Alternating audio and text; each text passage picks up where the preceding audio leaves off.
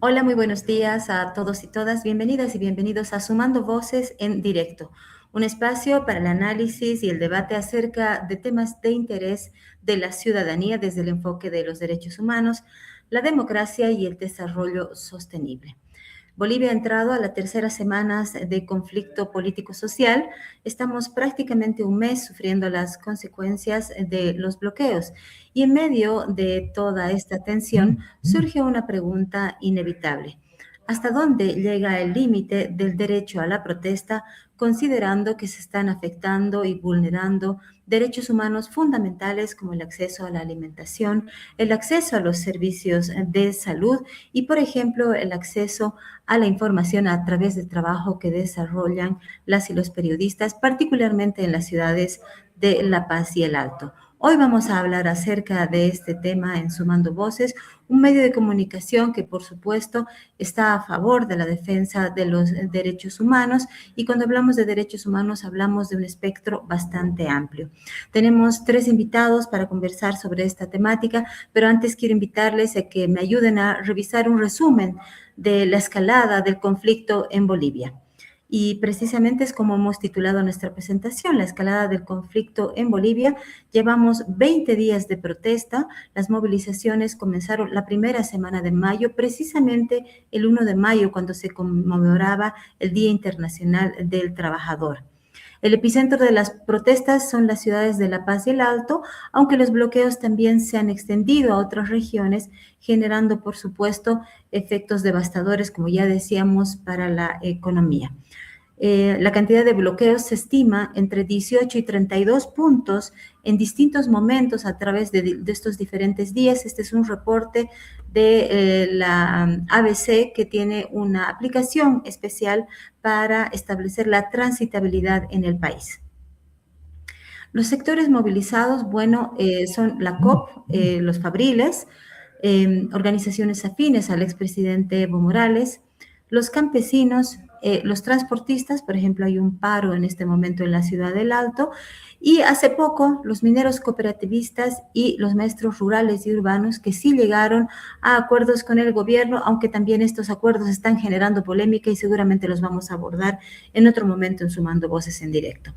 Las principales demandas: habían empezado las protestas exigiendo mejoras salariales, solución a la calidad de los combustibles, que sabemos que es un problema que se viene arrastrando hace mucho tiempo atrás, rechazo a varias políticas asumidas por el gobierno, entre ellas, por ejemplo, la aprobación de la ley 1720, también la exigencia de mayor representación de los sectores sociales dentro del gobierno, pero finalmente las demandas se han reducido a solo una: el pedido de renuncia del presidente Rodrigo Paz. Los perjuicios son sociales y humanitarios. Hablábamos al inicio del desabastecimiento de alimentos, sobre todo en La Paz y El Alto, una emergencia hospitalaria ante la escasez, ante la inminente escasez en realidad de oxígeno, fármacos, alimentos y combustibles, denuncias de agresiones a ambulancias y dificultades para trasladar pacientes. Recordaremos que el gobierno ha denunciado 2 muertes precisamente por la incapacidad que hubo de trasladar a los pacientes en un momento de emergencia. La suspensión de las clases presenciales, por lo menos en La Paz y buena parte del Alto. Hay una afectación también al transporte público, que ha tenido que reducir el número de circulaciones que hacen en la ciudad precisamente a raíz de las protestas y los ataques que han sufrido tanto choferes como pasajeros. Además, amenazas, ataques, golpes físicos y amedrentamiento a periodistas durante la cobertura. Y algo que no es menor y que es más bien muy importante, violencia y polarización en las calles y las redes sociales. Hemos visto a ciudadanos y ciudadanas enfrentadas en las calles de la ciudad de La Paz, en el Alto, y creo que hay una alarmante expansión de contenidos polarizantes y discursos de odios en las redes sociales. Muchísimas gracias, Jenny, por esta primera parte. Ahora vamos a referirnos a los perjuicios económicos. Los industriales han denunciado millonarias pérdidas estimadas entre 3 y 5 millones de dólares por día. Creo que todos en La Paz estamos sintiendo el incremento del precio de los alimentos, además de la escasez, especialmente carne, pollo y productos básicos, una libra de tomate en 8 bolivianos, por ponerles un ejemplo para la gente que nos sigue en el resto del país. La escasez de combustibles también, porque por supuesto no están pudiendo llegar las cisternas y esto paraliza también de alguna manera las actividades económicas, ¿no? Y finalmente, mercadería y carga retenida en las carreteras. Este es un primer pantallazo del panorama en el que se encuentran la ciudad de La Paz y el Alto. Y ahora sí quiero dar la bienvenida a nuestros invitados. Con ellos vamos a hablar acerca de la crisis político-social que estamos viviendo, pero además de los perjuicios que esto representa. Están conmigo ya en sala. Jenny, podemos ir presentando, por favor. De inicio, quiero dar la bienvenida a Waldo Albarracín, experto en derechos humanos, pero además ex defensor del pueblo. Waldo, bienvenido y muchas gracias por haber aceptado la invitación de Sumando Voces. Gracias, Patricia. Un saludo respetuoso para ti y a través tuyo a quienes están presenciando este programa, viéndonos o escuchándonos. Gracias, Waldo. También está con nosotros Patricia Flores, que es presidenta del Círculo de Mujeres Periodistas de la Ciudad de La Paz. Patricia, muchísimas gracias por estar con nosotros. Encantadísima, colega. Un saludo especial al doctor Albarracín, con quien tuve el honor de trabajar y lamentablemente en momentos muy complicados del país. Parece que en esta suerte de reminiscencia se vuelve a repetir. Un gusto, Patricia, gracias. Gracias, Patricia. Y también hemos invitado a José Martín Carrasco, director del Servicio Departamental de Salud de La Paz. El señor Carrasco todavía no se ha podido contactar. Entendemos que en este momento, obviamente, el departamento está atravesando un momento de emergencia, pero queremos hablar con él y esperamos tenerlo en los próximos minutos acerca del impacto que está teniendo la crisis político-social en la atención de salud. Ya les voy a ir comentando algunos reportes acerca de la situación de los hospitales en la ciudad de La Paz. Waldo, quisiéramos comenzar contigo, por favor, para que nos pudieras hacer un análisis acerca del impacto que tiene la protesta en la calidad de vida de la ciudadanía. Primero, obviamente, valorando el hecho de que la protesta sí es un derecho humano y que, por supuesto, está reconocida no solamente por la Constitución política del Estado, sino por una serie de instrumentos y tratados internacionales, Waldo, y analizar un poco cuál es el límite de la protesta. Waldo, adelante, por favor. Como tú mencionas, la protesta es un derecho legítimo de personas individuales o grupos de personas que les reconoce no solo la Constitución, sino está en la Declaración Universal de los Derechos Humanos, el Pacto de Derechos Civiles y Políticos, incluso el Pacto de Derechos Económicos y Sociales, la normativa internacional que tiene efecto vinculante para el Estado boliviano a partir de que nuestro país ha ratificado dichos instrumentos. Y a eso se añade la Constitución, que además tiene la virtud de homologar estas normas internacionales sobre derechos humanos y entre ellos el derecho a la protesta al rango constitucional, es decir, forman parte del bloque de constitucionalidad, por tanto son de aplicación prioritaria. En ese contexto estamos de acuerdo que el derecho a la protesta no está en cuestión como derecho y quienes lo están haciendo están ejerciendo ese derecho constitucional. Ahora, lo importante es que en el marco de ese reconocimiento, que no lo cuestiona ni el gobierno seguramente ni nosotros, no tenemos por qué hacerlo, porque la tradición más bien del país es que es a través de la protesta que muchas reivindicaciones sociales son consolidadas.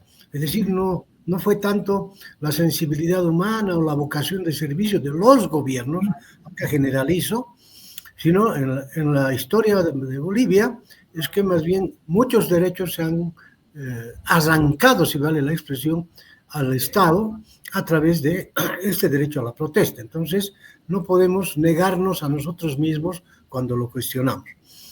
Pero, tomando en cuenta este aspecto, esta afirmación, y sin perjuicio de ella, también es importante, desde el otro lado, entender que hay un principio elemental en materia de derechos humanos que se llama: los derechos de uno terminan allá donde empiezan los derechos de otro. Significa que tú, así como tienes derecho a ejercer el abanico de derechos que te permite la normativa internacional y la Constitución, pero ninguno de ellos los puedes ejercer afectando derechos de otros. Peor si esos otros están en situación de indefensión. Y es ahí donde debe analizarse el problema con absoluta objetividad.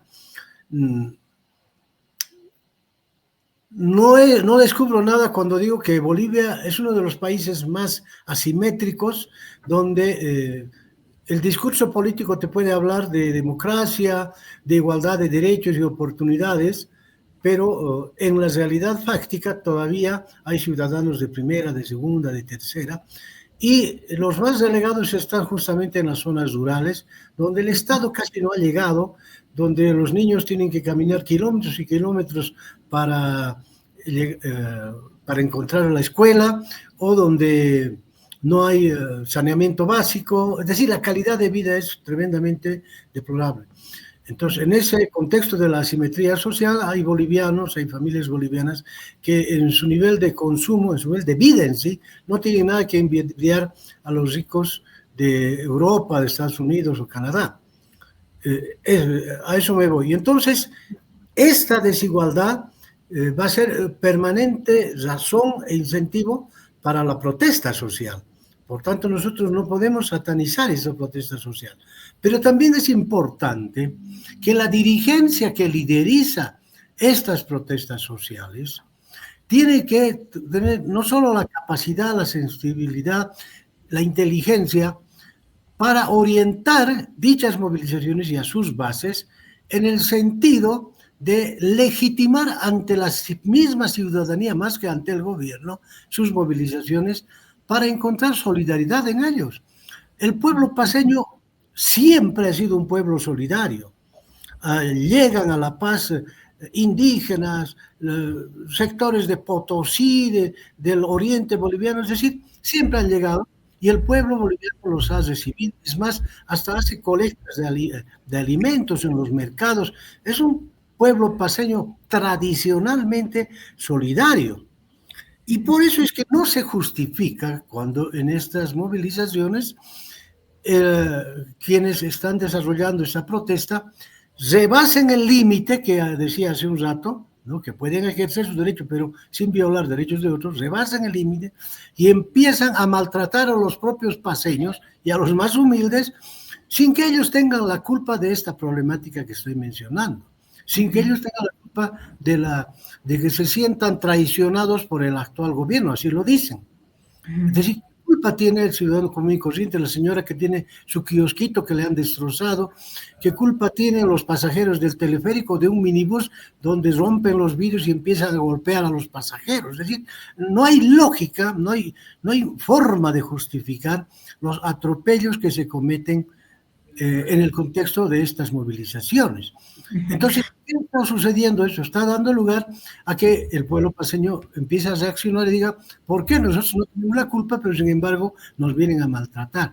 Entonces, creo que eso debe cambiar a estas alturas, porque reitero lo que dije al principio, el derecho a la protesta no está en discusión, más aún en un país tan asimétrico como el nuestro, pero es que lo que no puedes hacer es, en base a consignas, ya incluso utilizar algunos términos racistas. Y como este también es un país que no ha superado todavía esas mentalidades racistas de uno y de otro lado, ¿no? De ambos lados, por tanto tiene que ser cuidadosos y quienes deberían tener la responsabilidad de, reitero, darle un carácter cualitativamente distinto en la orientación a estas movilizaciones son sus dirigentes, y creo que ellos no están cumpliendo su trabajo, ni orientan, porque yo escuché una entrevista a un hermano campesino que le decían, ¿por qué te está protestando? Contra la ley 1720. Pero el señor si esto ya ha sido abrogado, es decir, no sabe que esa norma contra el examen que él ha venido a marchar ya ha sido anulada, hablando en términos más sencillos. Entonces, Claro. ese es un tema que tiene que sopesarse, y ojalá, ya para concluir esta parte, ojalá que estos días, desde hoy o mañana, a la brevedad posible, se abra realmente un espacio de diálogo y para que desemboque en un acuerdo. Se habla de la renuncia del presidente, eso a estas alturas es inviable porque nos afecta a todos, los que votaron y no votaron por el presidente. A estas alturas ese no es el tema. Lo que pasa es que muchos de los que están protestando han votado por el actual presidente. Entonces, ese tema político hay que dejarlo a un lado y más bien ver cómo desde el gobierno se pueden viabilizar proyectos que tiendan justamente a reivindicar derechos económicos y sociales de nuestros hermanos campesinos. Gracias, Waldo. Ciertamente no podemos desconocer que Bolivia es un país con estas enormes brechas sociales, ya lo has mencionado, y un país altamente racializado también, ¿no? Con una carga de discriminación enorme, centenaria. Hay un grupo de la población boliviana, de los trabajadores en realidad de La Paz, que está sufriendo muchísimo las consecuencias de las protestas, Patricia, perdón, y son efectivamente nuestros colegas periodistas, ¿no? Hombres y mujeres que además viven la experiencia de diferente manera, porque obviamente ser mujer te pone en una condición más vulnerable. Por favor, cuéntanos, hace poco han hecho ustedes una conferencia conjunta, más de 7 organizaciones se han reunido para analizar la situación y denunciar lo que está pasando. ¿Qué está sucediendo y qué tipo de agresiones están sufriendo nuestros colegas en las calles?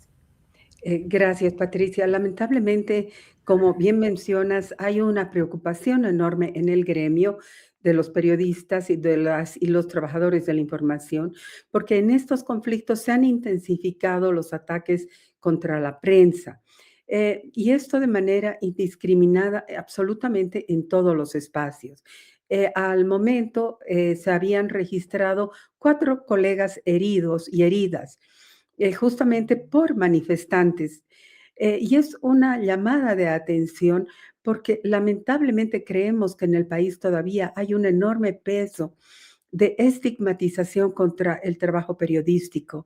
Los epítetos que se lanzan de manera recurrente y permanente tienen que ver con prensa vendida, prensa mentirosa, y lamentablemente esta es una herencia que arrastramos como país, particularmente en los últimos 15 a 20 años.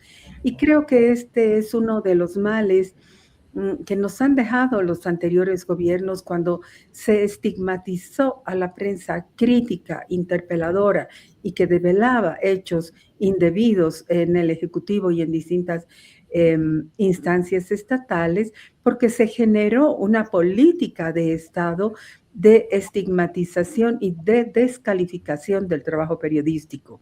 Y lamentablemente creo que estas narrativas perversas que se instalaron en el imaginario colectivo, particularmente en el Departamento de La Paz, le han hecho un enorme daño a la libertad de prensa, a la libertad de información y al acceso de la información. Lamentablemente esto ha derivado en agresiones recurrentes a la prensa.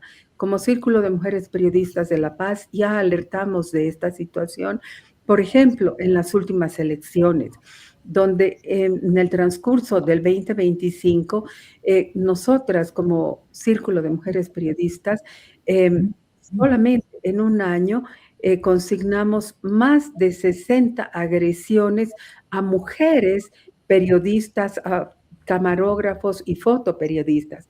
Y esta es una cifra alarmante que sin duda a lo largo del país tiene índices mucho más altos cuando se mira al conjunto de las y los trabajadores de la información. Entonces, estamos en una situación realmente preocupante y que no tiene que ver solamente con la preocupación nacional o de los gremios. Ya lo alertó el año pasado, Reporteros Sin Fronteras, la Comisión Interamericana de Derechos Humanos, con la instancia destinada al monitoreo justamente de la libertad de prensa en la región, y lamentablemente ambas instancias ya daban pocos de alerta de que Bolivia es lamentablemente uno de los países con mayores índices de vulneración al trabajo periodístico. Gracias, Patricia, por la descripción de los contratiempos que están sufriendo nuestros colegas en la cobertura. Hemos visto a una colega desmayada por efecto de los gases, pero además, y creo que más preocupante, hemos visto a colegas siendo agredidos físicamente por manifestantes. Waldo, el derecho a la libertad de expresión y el derecho a la libertad de prensa están reconocidos en la Constitución Política del Estado y en la normativa internacional, porque los periodistas y los medios de comunicación cumplen un rol fundamental para el ejercicio de la democracia. Por favor, explícanos cuál es el rol de la prensa en general, pero en particular en situaciones de conflicto. Bueno, la responsabilidad sobre el cuidado y la protección de estos derechos, libertad de expresión, libertad de prensa, es del Estado. ¿Eso qué significa? Que cuando se suscribe un convenio internacional, esa comunidad internacional le asigna dicha responsabilidad al Estado, porque él es el que cuenta con los instrumentos legales, coercitivos, etcétera, para aplicarlos en aras de, primero, resguardar ese trabajo de la libertad de prensa y de la libertad de expresión, pero al mismo tiempo sancionar cuando se transgreden estos derechos. Y aquí yo interpelo a los propietarios de los medios de difusión que muy rara vez salen en defensa de sus trabajadores, o ese rato protestan, pero el Ministerio Público, o sea, la Fiscalía, que es Estado, los propietarios de los medios no deberían contentarse con que, bueno, se dio la noticia, se criticó la agresión a un periodista y después es sustituida por otra noticia y no pasó nada. Yo soy convencido de que la impunidad sobre este tipo de atropellos es lo que genera incentivo para su permanente y subsecuente repetición. ¿Qué quiero decir con esto? Que si ayer o X día maltrataron a un periodista, le golpearon, ¿cuántos casos se ha dado de que le destruyen incluso su instrumento de trabajo, ¿no? Y resulta que no pasa nada porque no hay la sanción. O sea, el momento en que quienes transgreden con determinados actos estos derechos y sean sancionados penalmente, le aseguro que va a sentar el precedente positivo para que se abstengan otros de incurrir en el mismo atropello. Eso no acontece. Si te das cuenta, X día pasó un abuso contra un medio, contra un periodista, un camarógrafo, un reportero.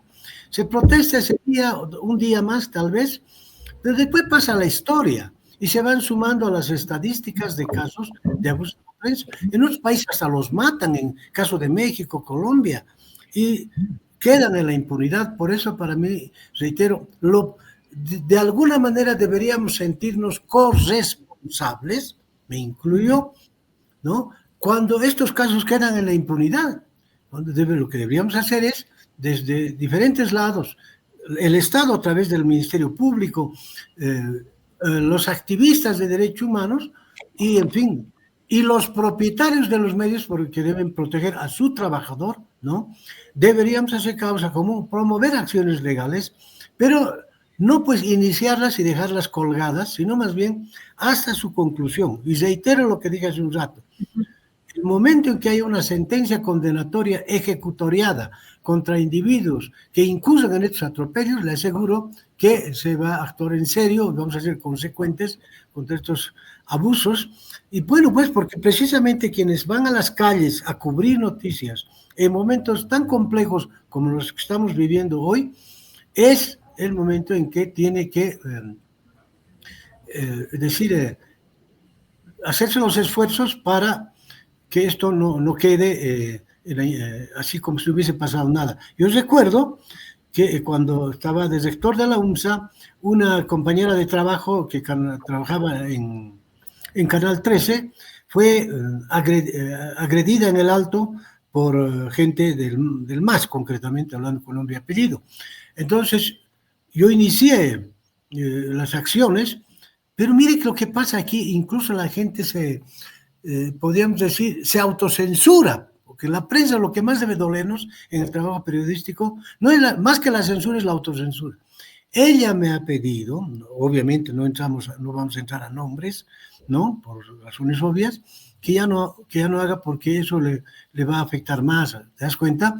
Entonces la gente se va renunciando en este caso, el derecho a que se haga justicia cuando es víctima. También me ha pasado, aunque no es el tema de la prensa, con estudiantes que fueron igual hasta torturados, estudiantes universitarios, y cuando inicié la acción legal, los papás me han venido a buscar para pedirme que no haga nada porque ellos habían sido funcionarios públicos y por ese lado débil el gobierno los amenazó, ¿me entiende? Entonces el Estado muchas veces, en unos casos los individuos particulares, pero en otros casos es el propio Estado el que atropella, y entonces frente a ese abuso, que venga de donde venga, es que deberíamos hacer causa común para que esto no quede como una anécdota, sino como un hecho repudiable que debe ameritar una sanción penal previo proceso respectivo. Gracias, Waldo. Quiero ahora hacerle una consulta. Patricia, en la conferencia conjunta que han dado ayer, efectivamente ustedes han solicitado una acción clarísima del Ministerio Público precisamente para que haga esto que Waldo reclamaba, pero además han denunciado que hay una suerte de censura de facto al intentar retener el trabajo o interponer el trabajo de los colegas. Por favor, una reflexión en torno a estos dos temas, estimada Patricia. Bueno, lamentablemente estamos en una situación de indefensión enormemente preocupante y de vulneración recurrente a los derechos de los trabajadores y trabajadoras de la información. Lo que hemos pedido en conjunto las instituciones vinculadas al gremio es exigir al Ministerio Público que tome acciones urgentes para evitar que estos hechos queden en la impunidad, como remarcaba el doctor Albarracín. Además de ello, hemos pedido garantías para que los propietarios de medios extremen sus esfuerzos para mandar a los trabajadores de la información con la debida vestimenta, con los debidos resguardos para evitar lamentar hechos como los que hemos vivido recientemente. Pero por otro lado, no pueden quedar ellos como propietarios de medios exentos de las responsabilidades inherentes a preservar el derecho laboral de quienes están en los medios. Pero por otro lado, tropezamos con la otra dimensión muy preocupante, que es que muchos trabajadores y trabajadoras de la prensa están en plataformas digitales, dirigiendo medios digitales, y es un margen muy amplio que queda absolutamente en la indefensión, porque son ellos mismos los que tienen que enfrentar una serie de desafíos absolutamente desprovistos de la protección que deberían tener de parte del Estado. En ese sentido, estamos realmente en una situación de alerta enormemente preocupante, porque una de las simientes del Estado de Derecho, de la democracia, es precisamente la libertad de prensa y preservar y proteger los derechos de quienes ejercen la profesión. Muchísimas gracias. Quiero dar un agradecimiento especial a Patricia, que nos ha acompañado en estos minutos. Ahora ella tiene que retirarse. Patricia, gracias por los aportes y por las reflexiones. No, gracias a ti, querida colega, y un gusto haber compartido con el doctor Albarracín. Muchísimas gracias. Un abrazo, Pati. Mucho cariño. Gracias, doctor. Bien, antes de retomar la conversación con el doctor Albarracín, vamos a revisar, por favor, Jenny, quiero que nos ayudes compartiendo un video que has preparado que resume un poco el drama que está viviendo la ciudadanía en la ciudad de La Paz, porque ahora vamos a entrar a conversar acerca de, y hemos hablado del derecho a la protesta, ahora vamos a ver qué se puede hacer en estas situaciones de conflicto, cuáles pueden ser las soluciones, las salidas concertadas, la generación de espacios de diálogo, pero además analizar qué dice la norma cuando se vulneran estos derechos. Vamos, Jenny, por favor, con el video y entre tanto quiero invitarle también a la ciudadanía que está siguiendo nuestro programa a través de nuestra señal y nuestra cuenta en Facebook, que vaya dejando comentarios y preguntas que podemos responder en este espacio. Jenny, ¿tienes listo el video? Vamos, por favor.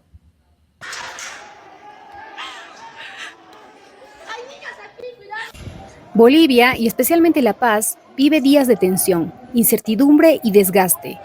Los bloqueos, marchas y protestas que se han intensificado en las últimas semanas han terminado por afectar la vida cotidiana de miles de personas, que hoy enfrentan dificultades para movilizarse, abastecerse de alimentos e incluso acceder a servicios básicos. Las principales rutas que conectan a La Paz con el resto del país permanecen interrumpidas en varios puntos estratégicos, dejando a la sede de gobierno prácticamente cercada.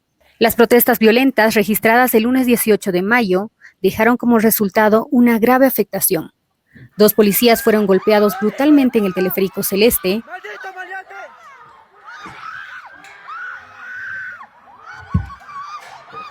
Varios comerciantes y negocios sufrieron el robo y destrucción de su mercadería. 4 cajas, mucho de pan. Y periodistas de la prensa nacional e internacional fueron agredidos durante las coberturas. La consecuencia más visible está en los mercados. Muchos puestos lucen vacíos y productos básicos como el pollo, huevo, aceite o verduras han subido de precio de manera considerable. Para muchas familias, comprar alimentos se ha convertido en una preocupación diaria. A esto se suma la escasez de combustible, que ha provocado largas filas en surtidores y dificultades en el transporte público y privado. En medio de este escenario, hospitales y centros de salud enfrentan dificultades para recibir insumos y combustible. Distintas autoridades y organizaciones han advertido sobre el riesgo que implica la interrupción del paso de ambulancias y el retraso de la atención médica. Pero quizá lo más fuerte es el desgaste emocional que vive la población. El 90% de los bolivianos nos hemos visto obligados a tener un emprendimiento, un comercio. ¿Acaso hay fuentes de trabajo? ¿Cuál empresario? Gracias a los empresarios hay fuentes de trabajo. ¿Y ustedes qué va a hacer? ¿El campesino qué va a hacer? ¿Qué va a hacer? La central obrera aporta. La central obrera no aporta nada. No se presenta en nada. Ellos tienen jugosos sueldos. Han vivido durante 20 años. A las bartolinas, a los campesinos, les han dado ministerios. Ellos agarraban dinero y eso les sigue gustando. No quieren perder esa mamadera de estos señores. Yo pido que dejen gobernar al gobierno. Mal o bien, ha sido presidente de Bolivia. La Paz, una ciudad acostumbrada a las movilizaciones y a la protesta social, hoy enfrenta una crisis que ya no solo se refleja en las carreteras bloqueadas, sino también en la vida diaria de su gente. Familias preocupadas por el alimento de mañana, trabajadores que pierden ingresos y ciudadanos que sienten que la conflictividad está consumiendo poco a poco la normalidad de la ciudad.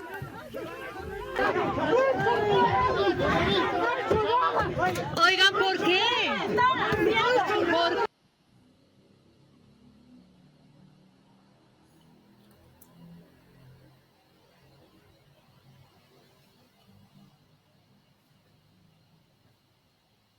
Waldo, decía que acabamos de ver en este resumen preparado por nuestra periodista Jenny Escalante expresiones de violencia que realmente son preocupantes, pero que obviamente no vienen solo de un lado, lo has mencionado al inicio. ¿Cuáles pueden ser las alternativas y los caminos que se pueden explorar para solucionar esta crisis? La pregunta clave creo que es aquí, ¿cómo se puede instalar un diálogo cuando claramente una de las partes ha dicho públicamente que no quiere dialogar y que su única petición es la renuncia del presidente? Desde tu experiencia, ¿cuál crees tú que puede ser la forma de resolver este problema? Bueno, al plantear, es decir, al soslayar otras reivindicaciones y focalizar su exigencia en la renuncia del presidente, prácticamente está sellando el fracaso de su movilización, porque es obvio que el presidente no va a renunciar, porque además, lo que dije hace un momento, en las últimas elecciones muchos han votado seguramente por el presidente, otros no votaron por él, pero una vez que él está ya constituido como primer mandatario, nos representa a todos. Y obviamente la renuncia de él, ¿qué implicaría? Que entre ese siniestro personaje llamado Lara, por sucesión constitucional, o sea, peor, ¿no es verdad? Entonces, su exigencia de renuncia del presidente realmente es dar paso adelante cuando estamos al borde del precipicio. Es decir, nos están pidiendo que todos caigamos al precipicio. Entonces, lo peor que puede pasar por quienes se están movilizando es politizar tanto el problema y además a quienes representan. No vamos a hacer números, pero en Bolivia somos cerca de 12 millones de bolivianos. Entonces, ellos están planteando, están queriendo asumir la representación de la mayoría de los bolivianos. El propio bloqueo, más allá del derecho a la protesta, el bloqueo como tal en este momento se está convirtiendo en una acción vulneradora de derechos fundamentales de la mayoría de los bolivianos, como el derecho de locomoción, el derecho a la alimentación, el derecho a la salud, etcétera. Entonces, ¿a quién le están haciendo daño? ¿Al pueblo o al estamento político? Por eso me parece fundamental que los líderes quienes están dirigiendo este movimiento actúen con mayor objetividad y no desperdicien la oportunidad que se ha dado, que se está dando, más bien para entrar en un diálogo. ¿Con quién van a gobernar? Conversar después con el gobierno, ese es su interlocutor válido, y a partir de eso establecer compromisos serios para justamente reivindicar ¿qué cosa? Derechos económicos sociales que en un país asimétrico como el nuestro están siendo estructuralmente soslayados. Entonces, aprovechar esa oportunidad. Sí, Waldo, gracias. Quiero dar la bienvenida al doctor José Carrasco. Él es director departamental de Servicio de Salud en La Paz. Doctor, gracias por haberse conectado. Para nosotros era muy importante contar con su participación porque se ha declarado emergencia antrópica en todo el país. Y queremos entender qué significa eso y conocer cuál es la situación de los hospitales en La Paz, hospitales que además atienden a la población de todo el departamento. Le escuchamos, doctor. Muy buenos días, gracias al programa, gracias a ustedes. Un saludo también al licenciado Waldo Albarracín.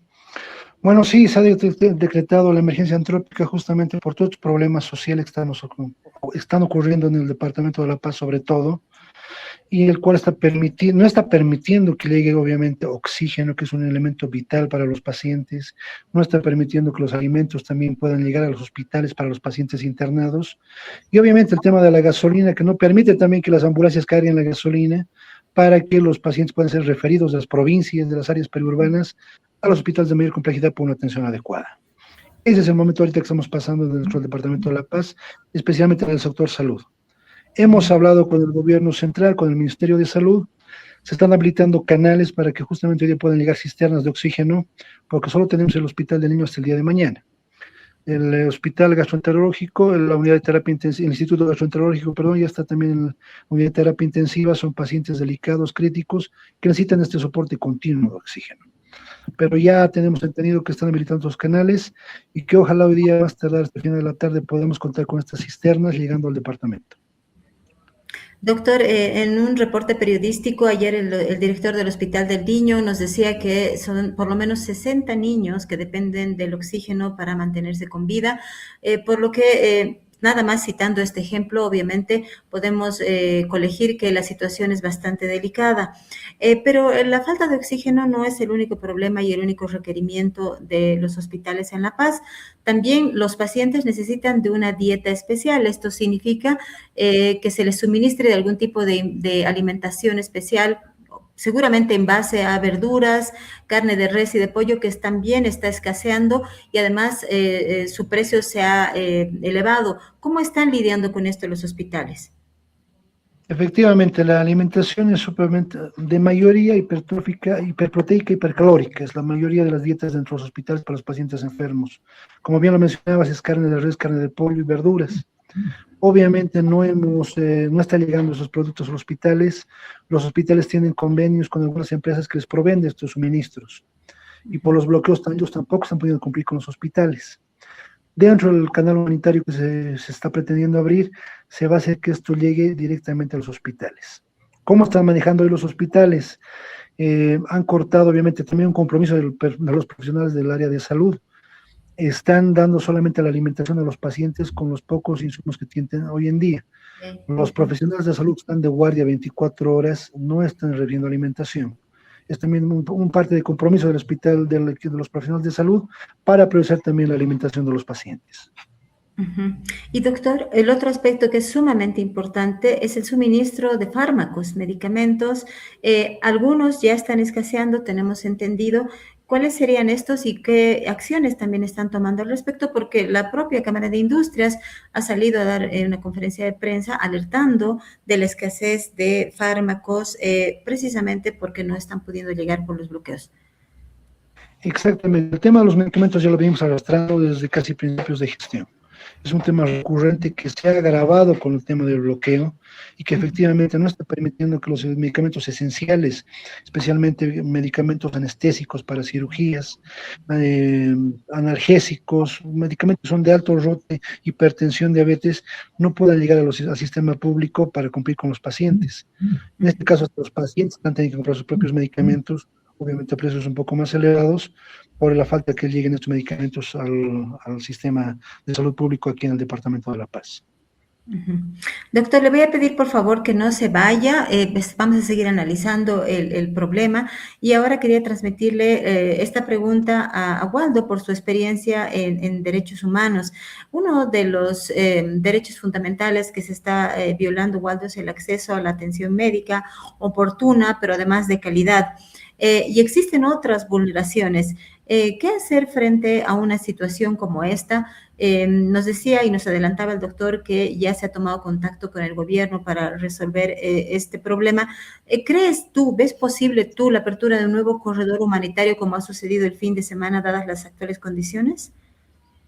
Bueno, empezar, saludándolo al doctor José Casasco y al mismo tiempo establecer este principio que tiene que ver, el derecho a la salud está directamente vinculado con el derecho a la vida, de tal modo que cuando tú obstruyes el normal trabajo y las conexiones y el traslado de alimentos, de medicinas o de una ambulancia, estás atentando contra el derecho a la vida. Y me parece fundamental, por ejemplo, una señal positiva de quienes están bloqueando, es que puedan ellos, por iniciativa propia, ellos generar estas excepciones. Yo recuerdo cuando hay de los propios trabajadores en salud, cuando ingresan en paro, por ejemplo, ellos mismos dicen, pero con carácter excepcional, no vamos a suspender la atención de emergencia. Es decir, a su propia movilización le están dando un sesgo humanitario, solidario, ¿no es cierto? Porque son conscientes de este derecho. Eso es lo que, por ejemplo, si yo fuera dirigente de estos ciudadanos que están bloqueando, mire cómo me ganaría la simpatía ciudadana si estableciera estos espacios para permitir el traslado de ambulancias, de enfermos, que lleguen los alimentos y las medicinas a los hospitales, el combustible necesario, etcétera, que permitan el funcionamiento de estos centros de salud, porque están luchando por la vida de los pacientes. Y entonces ellos más bien le dan un carácter antihumano, le dan un carácter prácticamente delictivo a sus movilizaciones. Entonces, hasta para eso hay que ser inteligentes en tus protestas, ¿no es cierto? Tratar de generar simpatía ciudadana, y ellos más bien han llegado a confrontar directamente, y las imágenes que has mostrado nos muestran que los más humildes son los que más están siendo atropellados, Entonces, creo que es hora de cambiar las cosas y en ese contexto, reitero, el derecho a la salud es pues fundamental en cualquier parte del mundo porque está directamente vinculado con el derecho a la vida. Por tanto, los que trabajan en salud, médicos, enfermeras, personal paramédico, etcétera, deberían tener el respaldo no solo del gobierno, del Estado, sino incluso de quienes en este momento están protestando.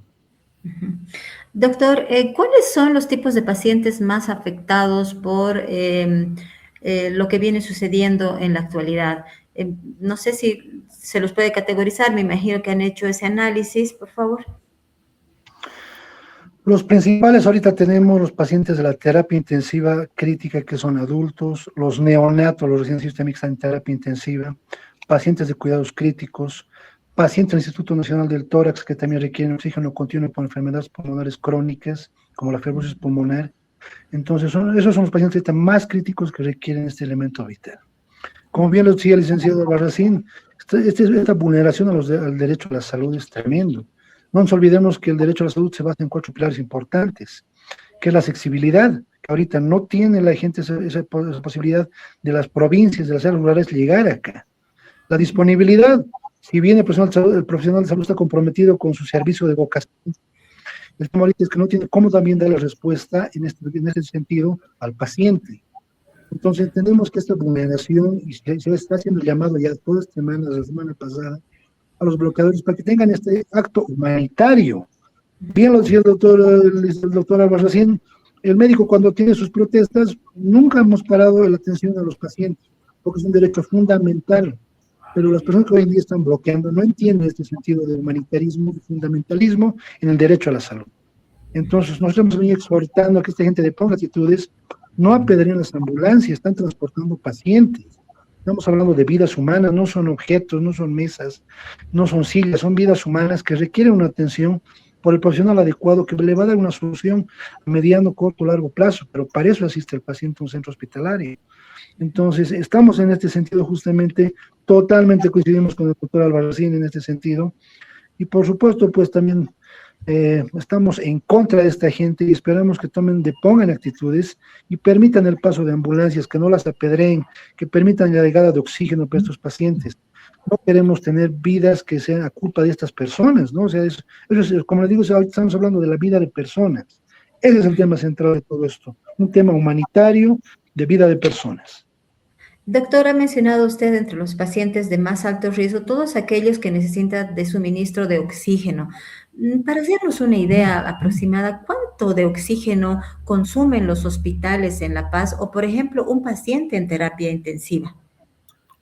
Un paciente de terapia intensiva, si no tiene la conexión directamente de oxígeno a la pared, estamos hablando que utiliza de 4 a 6 botellones de oxígeno por día, porque eso es continuo. Y hoy en día los hospitales están usando las últimas reservas que tienen con estos pacientes. Por eso es imperiosa la llegada ahorita del oxígeno para los centros hospitalarios. ¿Se parece esta crisis o estamos todavía un poquito lejos a lo que ha sucedido en 2019? Estamos en un escenario diferente y lo que más lástima me da es que después de la pandemia no hayamos aprendido muchas cosas todavía y seguimos con esos mismos errores. Pero es una situación similar en el caso de que estamos hablando de vidas humanas y que ninguna vida humana debe estar en riesgo por la terquedad y tosudez de algunas personas. Bien, Waldo, una pregunta importante. Decíamos que si bien hay legitimidad en el derecho a la protesta, también existen límites y estos límites se pasan cuando se está afectando los derechos de terceros, como está sucediendo en este momento. Existe en la normativa boliviana y universal la posibilidad de asumir, por ejemplo, el desbloqueo utilizando algún tipo de fuerza pública, sino en qué condiciones, qué dice la norma y cómo debería obrar en este caso el gobierno en caso de ser necesario asumir esta acción. Claro, partiendo de ese principio que mencionamos, en sentido de que los derechos de uno terminan allá donde empiezan los derechos de otro. Y tomando en cuenta que el bloqueo en este momento más ya de ser una protesta, se está convirtiendo en un acto colectivo violador de derechos, porque no solo en el tema de salud, alimentación y en general el derecho al libre tránsito, a la economía de la gente, al turismo, en fin, una serie de rubros, está generando una crisis económica. El Estado tiene la obligación de tomar una medida coercitiva, lo que se llama el uso legal de la fuerza. Ahora, claro, eso tiene que ser proporcional en el sentido de evitar que se produzcan muertes, etcétera, pero sí tiene la potestad constitucional, ni siquiera sin necesidad de acudir a un estado de excepción, simplemente ejerciendo ese derecho, la policía inicialmente, y si requiriera el concurso o el apoyo institucional de las Fuerzas Armadas, lo puede hacer. Es cuestión de aplicar esta medida priorizando el derecho del conjunto de los bolivianos y del país que está siendo conducido a un hueco, a un precipicio, precisamente por culpa de esta movilización. Se puede dar, el Estado no estaría vulnerando ningún derecho, ni siquiera el derecho a la protesta, porque en este momento esa protesta ha perdido legitimidad porque ha adquirido un carácter delictivo. Por eso decía hace un momento, no hay inteligencia, no hay una convicción democrática en los dirigentes, que si ellos tuvieran dicha convicción, conducirían de mejor forma esta protesta, pero han ido por el lado más desastroso, más perjudicial y lo más grave, por el lado más inhumano. Y en ese contexto el Estado tiene la obligación de utilizar la fuerza, reitero, pero la fuerza proporcional, evitando incurrir también en violaciones de otros derechos. Quiero, antes de darle la palabra al doctor Carrasco, leer algunos de los comentarios que han dejado nuestros seguidores en Facebook. Marlene Quispe Martínez dice, la prensa tiene un rol muy importante en todo momento, dar noticia fidedigna y real de ambos lados, pero no, a veces ellos muestran a quién se les paga, dice, ¿no? También hay prensa amarillista que da el micrófono y llama a la convulsión. Marlene tiene un punto de vista bastante interesante. Creo que Waldo ahí se puede comentar algo al respecto. Ciertamente puede que haya medios que tienen intereses, hay que reconocerlo. Los medios de comunicación tienen líneas editoriales, pero en general el rol de la prensa, los medios de comunicación y los periodistas es fundamental para conservar la democracia. Yo siento un respeto absoluto por los medios. En toda mi experiencia de vida he visto que la prensa más bien ha sido defensora de la democracia, ha confrontado con las dictaduras, ha sido víctima de las dictaduras y en general, reitero, la labor periodística en Bolivia es encomiable. Ahora, eso no significa que excepcionalmente existan, no más que un medio, algunos sicarios periodistas comunicacionales, pero son, creo que para contarlos con los dedos, y que evidentemente no tenemos por qué mezclarlos con el concepto general que tenemos de la labor, de la valiosa labor periodística que cumplen nuestros comunicadores y comunicadoras sociales. Y allá con aquellos sicarios, que reitero, son pocos, que han hecho fortuna, distorsionando la noble labor periodística, pero reitero, excepcionalmente no deben pasar de 5, pero ese es otro tema. En general, yo soy un defensor de la libertad de expresión, de la libertad de prensa. En la universidad durante décadas he dictado la materia de legislación y ética en la comunicación. He formado a muchos colegas tuyos y hoy día cuando los veo desarrollar su trabajo, me siento orgulloso al verlos porque son, diríamos, el ejemplo más bien de una labor mediática muy vinculada a los principios democráticos y los derechos humanos. Gracias, Waldo. Este comentario viene con una pregunta para el doctor Carrasco. Jazmín Peñalosa dice, el derecho a la protesta ya no es legítimo, se están afectando otros derechos como la libre locomoción, transporte, trabajo, información, porque los periodistas son agredidos. Entonces, la consulta para Waldo es, ¿cómo se debería evitar este tipo de escenarios? Ya lo ha ido mencionando él a lo largo del programa. Pero hay una pregunta también para el doctor Carrasco y dice, ¿quién asume la responsabilidad si un paciente llegara a fallecer por falta del arribo de oxígeno a tiempo a raíz de los bloqueos. Doctor Carrasco, ¿está usted ahí? ¿Podría responder a esta pregunta? ¿Quién asume, dice, la responsabilidad si algún paciente llega a fallecer? Creo que tenemos algunos problemas de comunicación con el doctor. Vamos a seguir leyendo mientras se reconecta otras preguntas o comentarios. María Fernanda Valencia dice, por redes sociales se está convocando a liberar a La Paz de los bloqueos, grupos que probablemente podrían terminar generando más violencia. La llamada cautela traducida en inacción del gobierno no estaría aumentando la polarización y el enfrentamiento entre la población, dice María Fernanda. Doctor, gracias por haber vuelto. La conexión no está muy buena, pero hay una consulta para usted. Dice, ¿quién asumiría la responsabilidad en caso de que un paciente llegara a fallecer por la falta de llegada de insumos a los hospitales? ¿Qué situación tan compleja? ¿Qué nos puede decir al respecto? Sí, es un tema complejo, pero en el tema legal entendemos que la responsabilidad de las personas que no han permitido que esta persona tenga el auxilio correspondiente. Ellas son las personas directas, los principales, digamos, autores de este hecho, porque si el hospital no tiene ya los insumos que se están requiriendo desde hace más de 7 días, 8 días que se va pidiendo constantemente, entonces hay personas directas e indirectas responsables, ¿no? Y dentro de las directas son estas personas que no están permitiendo que esta persona reciba el acceso y su derecho a la salud, que estamos hablando del bienestar más alto que pueda tener, ¿no? En este caso, si estas personas no permiten que esta persona acceda a eso, serían los principales responsables. O el doctor Waldo, corríjame si me equivoco en este aspecto. No, en materia penal hay una figura que se llama concausa sobreviniente, pero hablando en sencillo, ¿qué significa esto?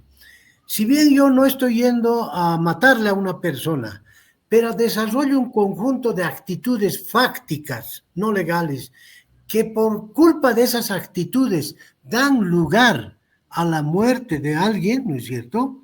Entonces tengo pues una responsabilidad penal. Eso es lo que tiene que tomarse en cuenta. Cuando pregunta quién es el responsable, si por ahí quería pasar una ambulancia con un enfermo, el caso de una ciudadana extranjera, por ejemplo, que creo que estaba por Huaki, algo así, no dejaron pasar, luego murió por falta de atención. Hay dirigentes que han impedido el paso de esa ambulancia. Se los tiene que individualizar, porque a veces la masa puede reaccionar hormonalmente y racionalmente, pero el dirigente tiene la obligación de orientar por algo, se supone que es dirigente. Entonces, en ese sentido, hay la posibilidad legal de individualizar responsables por contribuir a la afectación del derecho de otras personas, en este caso concreto, el derecho a la vida. Entonces, no se olvide que incluso en materia de salud hay el caso de la negligencia médica, ¿no es cierto? No es que el médico quiso causar la muerte de un paciente, pero por negligencia puede darse situación. Eso en materia penal se llama el delito doloso. No quisiste causar la muerte de alguien, pero por impericia, etcétera, o por falta de cuidado, o por una actitud irracional o indolente, ocasionaste esa muerte. Entonces, hay una responsabilidad penal, pero para eso hay una fiscalía. Lo que pasa es que la fiscalía boliviana se duerme en sus laureles y está siempre esperando que vengan las denuncias, cuando muchos de estos hechos, ellos de oficio deberían promover la investigación, individualizar responsables y luego impulsar la acción penal contra quienes causan estos hechos. Bueno, en este caso la Fiscalía ya ha emitido órdenes de aprehensión sobre o en contra de algunos de los dirigentes, ¿no? Por ejemplo, Maro Argollo, el máximo dirigente de la Central Obrera Boliviana, ya pesa sobre él una orden de aprehensión, precisamente por esos aspectos, porque digamos que ha instigado a una protesta violenta. Entonces, habrá que ver cómo siguen adelante las investigaciones. De hecho, el señor que estaba en conferencias de prensa y marchas ha desaparecido en las últimas horas. Doctor, no quisiéramos que suceda, pero vamos a suponer que no se puede resolver en lo inmediato esta crisis. ¿Qué estrategia han establecido ustedes para salvaguardar la vida de los pacientes internados? Mire, internamente, de no dar una solución pronta a esta situación, Estamos viendo también alianzas con, en este caso, digamos, EMAPA, que nos podría también facilitar víveres, alimentos a los hospitales en una primera instancia. En una segunda instancia, empresas privadas que pueden también darles algún soporte de oxígeno temporal a algunos hospitales, los más urgentes en este momento. Hablar también con la seguridad social. Ellos también tienen sus reservas de oxígeno que también podríamos empezar a compartir. Entonces, estamos ahorita viendo estrategias internas paralelas de ser que esto no llegue a buen puerto, por supuesto. Gracias, doctor. Así como lo está haciendo el CEDES, Waldo, y esto ya vamos finalizando el programa, acaba de explicarnos el doctor cómo están generando algunas estrategias entre el sector público, privado, la seguridad social. ¿Cuál debería ser la estrategia en adelante que debe tomar y asumir el gobierno? Waldo, debería ser inminente el desbloqueo. Todavía podemos confiar en un diálogo cuando hay un sector que no quiere dialogar. ¿Quiénes más deberían intervenir? A mí me llama muchísimo la atención el silencio de los gobernadores. Uno de nuestros columnistas, Carlos Hugo Molina, hacía notar precisamente eso. Los gobernadores no han dicho absolutamente nada. De hecho, el legislativo no se ha pronunciado en su conjunto, salvo las brigadas departamentales, ¿no? ¿Cuáles pueden ser los caminos, Waldo? Porque ya tienen que ser urgentes, ¿no? Esto no puede esperar más. Para que no se me pase, yo en este caso, como el conflicto se ha focalizado sobre todo en La Paz, ¿dónde están el gobernador de La Paz y el alcalde de La Paz? Es que no se trata de hacer cálculos políticos acá para ver, intervengo, me manifiesto o no, si me conviene o no me conviene. Está en juego la vida de mucha gente y los derechos de todo un pueblo paceño. Pues no es hacerte el bueno en campaña electoral, hablar maravillas de un pueblo y cuando ese pueblo te necesita te escondes. Yo públicamente les digo, tanto al señor gobernador de La Paz y al señor alcalde, que digan algo. Este último incluso, si ustedes se acuerdan, cuando en plena campaña hablaba del teleférico, mi criatura, mi guagua, etcétera, ¿no? Y resulta que a su guagua hace poco le han apedreado al teleférico los marchistas y se ha olvidado de su guagua. Tú, yo, aquí el doctor, todos somos papás, ¿no es cierto? Si algo nos los hacen a nuestros hijos, pues nos podemos dar la vida por ellos. Y resulta que el alcalde habla de su guagua del teleférico en campaña, pero ahora cuando se trata de defender a su guagua, el teleférico, se esconde. A eso me refiero. Entonces, públicamente convoco al gobernador y al alcalde, incluso juntos ellos deberían haber promovido un diálogo. Es decir, hacer de mediadores, salir en defensa del pueblo paceño. Pero como primero son políticos y después son autoridades, esa es la explicación. Pero más allá de ello, cuán importante a estas alturas es que el gobierno insista en el diálogo. Es fundamental esto, porque de por medio hay un conjunto de reivindicaciones pendientes, especialmente para la gente de las zonas rurales del país, en un país tan desigual como el nuestro. Y finalmente, si hay una tosudez obsesiva para no dialogar, tiene la potestad constitucional de restablecer el orden, desbloqueando, reitero, pero con el cuidado de que no se genere muerte, porque algo por ahí, y yo no hablo en abstracto, me refiero, por ejemplo, al señor Evo Morales, que como parece vampiro, pues se alimenta con la sangre. Ellos están a como de lugar buscando sangre, buscando muertes. Entonces no hay que darles gusto a esos políticos vampiros y creo que es posible desbloquear carreteras, con todo el cuidado, pero haciendo el uso legal de la fuerza para reivindicar el derecho de todo, del pueblo boliviano en general, pero del pueblo paceño en particular. Muchísimas gracias, Waldo. Doctor, gracias por haber sido parte del programa. Sabemos que tiene una agenda sumamente recargada en este momento, así que esperamos poder contar en una próxima oportunidad con sus aportes. Vamos a estar pendientes de lo que suceda en los hospitales de La Paz. Su despedida, por favor. Agradecer, por supuesto, sumando voces a ustedes, también haber compartido la entrevista con el doctor Albarracín. Y exhortamos y esperamos que esto llegue a un buen puerto en beneficio de la población. El diálogo tenemos que ser el camino principal, pero también, sobre todo, tiene que estar el acto humanitario. En el acto humanitario que tenemos que hablar de personas, de vidas, y de cómo podemos ayudar a estas personas que hoy requieren estos insumos importantes. Entonces, desde CEDES La Paz, la gobernación, estamos haciendo los las reuniones con el Ministerio de Salud, con las personas indicadas, justamente para que estos canales humanitarios se puedan aperturar y no tengamos que lamentar pérdida de vidas. Por mi parte, muchas gracias, muy agradecido con el programa y a su disposición para cualquier otro futuro contacto. Muchísimas gracias, doctor. Hasta pronto. Waldo, tu despedida, por favor. Gracias por la entrevista. Un saludo nuevamente al doctor Carrasco y desearle éxito en su trabajo, que Dios lo bendiga, es una labor humanitaria importante. Y a ti, Patricia, lo mismo, siempre reivindicando la noble labor periodística que desarrollas. Muchas gracias.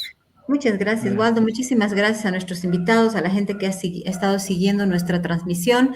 Reafirmamos desde Sumando Voces, como decíamos, el ejercicio pleno de todos los derechos humanos, de los que protestan, por supuesto, pero también de quienes están sintiendo los efectos de la protesta, porque obviamente se están vulnerando derechos humanos fundamentales. De estos temas de interés de la ciudadanía, como decimos siempre, desde el enfoque de los derechos humanos, la democracia y el desarrollo sostenible, vamos a seguir hablando en nuestras próximas ediciones de cada miércoles. Para la próxima semana también esperamos contar con su participación en Sumando Voces en directo. Será hasta dentro de 7 días. Gracias.